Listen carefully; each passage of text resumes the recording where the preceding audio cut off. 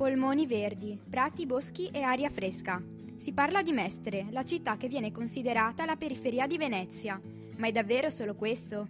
Giochi all'aria aperta, divertenti e sani sono i giochi all'aria aperta. Vetro soffiato, tra forme e svariati colori l'aria dà vita al vetro, tutto questo a Murano. I droni, basta inquinare, la tecnologia si evolve.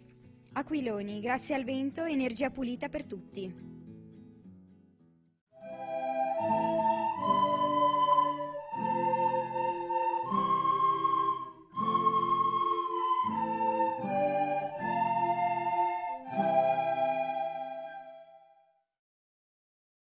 Buongiorno, benvenuti al TG 2D. Io sono Edoardo. Io sono Patrizia e questo è un TG per le persone di tutte le età. Oggi vi parleremo dell'aria e delle sue applicazioni. Per il primo servizio esploriamo il nostro territorio alla ricerca dei polmoni verdi di Mestre.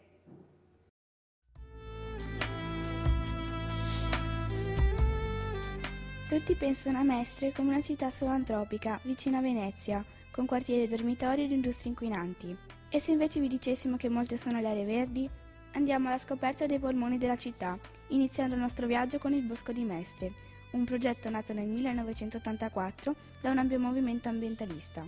Il progetto Bosco di Mestre, con i suoi 230 ettari, è uno dei programmi più importanti con cui il comune sta valorizzando la terraferma. In realtà, il Bosco di Mestre comprende più aree. Il bosco di Carpenedo, protetto dall'Unione Europea, il cui nome indica la presenza dei boschi di carpino bianco, il bosco dell'Osellino, con 13.000 piante di 35 specie diverse, e le aree Quirini. 3 però sono i parchi più grandi, conosciuti e frequentati di Mestre. Il Parco Alfredo Albanese, conosciuto più comunemente come Parco Bissuola, il Parco San Giuliano ed il Parco Piraghetto. Il Parco Albanese è stato realizzato tra il 1975 e il 1980 e si estende su circa 33 ettari. È suddiviso in 3 aree a carattere prevalentemente naturale. È intitolata al commissario di polizia Alfredo Albanese, assassinato a Mestre nel 1980. L'area del San Giuliano fu invece utilizzata per anni come discarica di rifiuti industriali ed urbani. La costruzione del parco ha eliminato la sua funzione negativa di barriera tra Mestre e la laguna. Il progetto, inaugurato nel 2004, interessa un'area di 700 ettari tra terreno, canali, barene e laguna. La sua particolare posizione sulle sponde della laguna ne fa una delle infrastrutture verdi urbane più estese e articolate d'Europa. Diversi sono gli eventi che caratterizzano il parco, tra i quali ricordiamo la messa celebrata da Papa Benedetto XVI, la Venice Marathon e la Festa del Vento, che vede nel giugno di ogni anno un raduno con esibizione dei migliori piloti di aquiloni acrobatici a livello europeo. Infine, dalla primavera del 2011 è sede del Salone Nautico di Venezia. Vediamo come in queste aree verdi ci si può divertire con i giochi del passato e del presente. I pediatri statunitensi dell'American Academy of Pediatrics lo dicono con certezza. I bambini devono fare almeno mezz'ora al giorno di attività fisica all'aria aperta. Da sempre è indispensabile prevenire l'obesità infantile attraverso un aumento di energia spesa che permetta di dimagrire ed è fondamentale per lo sviluppo di ossa e muscolatura. Giocare all'aria aperta combatte inoltre l'ansia, previene la depressione e aumenta l'autostima. Ma al giorno d'oggi i ragazzi giocano molto poco all'aria aperta perché trascorrono la maggior parte del loro tempo libero in casa, attratti da televisione, computer e videogiochi. Questo non è salutare e, secondo diversi studi approfonditi, gli oggetti elettronici, se usati a lungo, possono provocare diversi danni fisici e psicologici da non sottovalutare. I videogiochi in particolare non stimolano la fantasia e l'immaginazione perché offrono una modalità di interazione preimpostata e limitata. Possiamo riscoprire il piacere di stare all'aria aperta con i cosiddetti giochi di una volta. Ai tempi dei nostri nonni non esistevano tutti quegli apparecchi elettronici che oggi sono a portata di mano dei bambini già in tenera età. Si passava molto più tempo all'aria aperta. Alcuni dei giochi più famosi erano il cerchio, campanon, salto con la corda, biglie, cerbottane, pistole elastici, cavalline e tappi. In casa si stava poco e comunque si usavano i giochi da tavolo e i soldatini. Un sondaggio condotto su un campione di alunni delle scuole medie dimostra come alcuni di questi giochi tornino a riempire il tempo libero dei ragazzi quando TV e tablet sono finalmente spenti, riscoprendo il piacere di un modo di relazionarsi sano e divertente. Sicuramente in questo modo non si rischierà di incorrere in disturbi di concentrazione e mancanza di sonno. Ora ci colleghiamo con la nostra inviata Agnese per un'intervista in diretta. Grazie allo studio siamo qui col signor Marcello Bettio che ci parlerà dei giochi che faceva quando era ragazzo. Oddio, giochi ce n'erano molti e per lo più sono tutti spariti. Uno che ricordo molto bene, e ve lo dico in dialetto, massa e pindolo, che consisteva in un pezzo di manico di scoppa con 2 punte di circa 12 cm con 2 punte e con un altro pezzo di manico di scopa veniva buttato per terra questo qua, battuto su una punta, questo saltava e con la mazza dovevi cercare di buttarlo il più lontano possibile.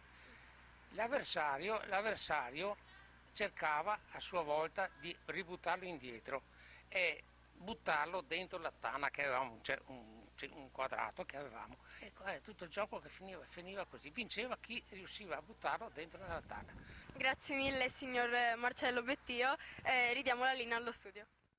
L'aria e il lavoro si uniscono in un'antichissima arte, quella del vetro soffiato. Andiamo a scoprire insieme l'eccellenza di Murano. Il vetro di Murano sbarca alle Olimpiadi. Una fabbrica di mestri chiamata Gli Ori di Venezia ha infatti creato i gadget per i campioni dello sport delle Olimpiadi invernali di Sochi. L'azienda, che ha fabbriche e uffici in varie parti del mondo e produce 5 milioni di fatturato, sta per aprire una nuova sede a Murano. La lavorazione del vetro è da sempre un vanto per Venezia e molte sono le tecniche usate in questa antica e preziosa arte. Per una di queste, in particolare, i maestri del vetro fanno l'uso dell'aria per ottenere il vetro soffiato. Si tratta di una tecnica artigianale tramandata dall'antichità. È chiamato vetro soffiato perché gli artigiani modellano una semplice bolla incandescente di pasta di vetro, soffiando all'interno di una lunga canna facendone un'opera d'arte. Con la canna il maestro vetraio raccoglie il vetro dalla fornace, al cui interno la temperatura è attorno ai 1370 gradi. Raccogliendo il vetro attorno alla bolla si determinano le dimensioni dei manufatti, che variano da piccole miniature a monumentali oggetti d'arredamento. La tecnica fu inventata nella seconda metà del I secolo a.C., in qualche centro della regione siro-palestinese e si diffuse poi anche in Italia. A Venezia già nel 1200 esistevano moltissime fornaci che la Serenissima ordinò di trasferire a Murano per timore di incendi.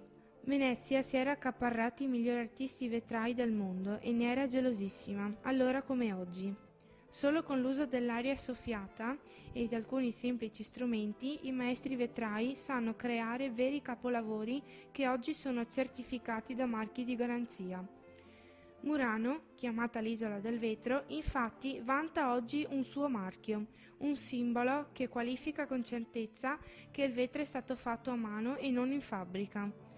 Non a caso questo emblema dell'eccellenza italiana è stato scelto da Google, il più famoso motore di ricerca al mondo, per la sua campagna Made in Italy Eccellenza in Digitale, un portale che raccoglie oltre 100 storie da consultare online per conoscere e vivere da vicino i prodotti tipici del bel paese.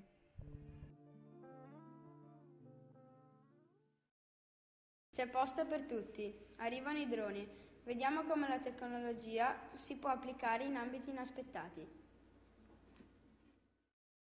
È in fase di sperimentazione nella metropoli di Dubai un programma per le consegne di documenti e medicine tramite droni, che riconosceranno i giusti destinatari grazie alle scansioni delle impronte digitali o della retina. Il programma potrebbe diventare attivo entro i prossimi 12 mesi. Ma che cosa sono i droni e quali usi possono avere? Sembra che anche nel nostro paese ci sia una forte attenzione verso questi prodotti innovativi e tecnologici, tanto che a maggio si terrà Roma Drone Expo & Show, la prima manifestazione in Italia dedicata ai droni.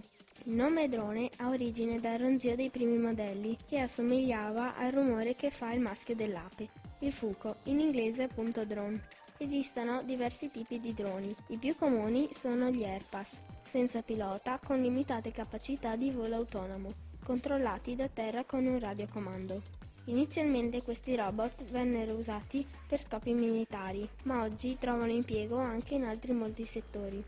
In Giappone, per esempio, sono stati utilizzati per sorvolare e tenere sotto controllo la centrale nucleare di Fukushima, dopo le esplosioni causate dal terremoto del 2012.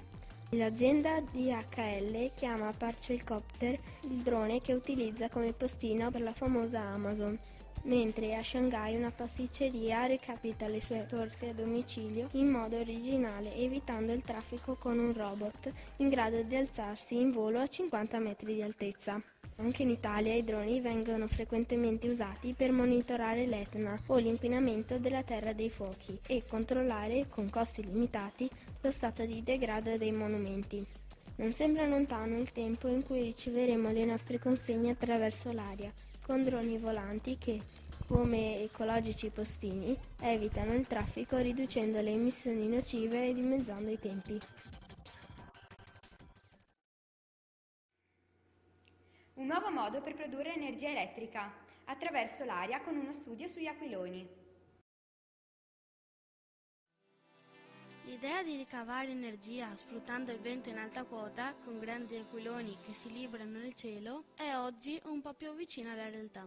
In questi ultimi anni, in Olanda, alcuni scienziati hanno progettato un aquilone di 10 metri quadrati, chiamato Ladermill. L'aquilone è in grado di produrre energia pulita ed inesauribile, sufficiente a soddisfare 10 famiglie, sfruttando le correnti eoliche ad alta quota. Siamo senza dubbio di fronte ad un utilizzo nuovo per il tradizionale aquilone, ma anche ad un nuovo modo ecologico di produrre energia. Una grande ala, come quella di un aquilone o di un parapendio, ancorata a terra con 2 robustissimi cavi, viene sollevata con un meccanismo yo-yo nel cielo. Quando l'ala si allontana da terra, lo strotolamento dei cavi fa ruotare i cilindri su cui sono avvolti, che funzionano come enormi dinamo producendo elettricità. Una volta che l'ala arriva alla sua massima altezza, regolando i cavi, viene spostata nella posizione bandiera e riportata verso il basso. A quel punto la vela viene fatta gonfiare e sollevare di nuovo, per dare inizio a un altro ciclo di carica. La novità sta nel fatto che in quota c'è molto più vento che a terra o a un centinaio di metri di altezza, dove lavorano solitamente le pale eoliche. Un impianto di questo tipo può quindi funzionare quasi sempre. In Piemonte, in provincia di Asti, l'idea di ottenere energia dagli aquiloni sta diventando sempre più reale, grazie al prototipo italiano Kitegen. L'idea di fondo è di ricavare energia dal vento in quota, facendo girare gli aquiloni che disegnano degli yacht nel cielo, ponendo in tensione dei cavi collegati all'alternatore a terra.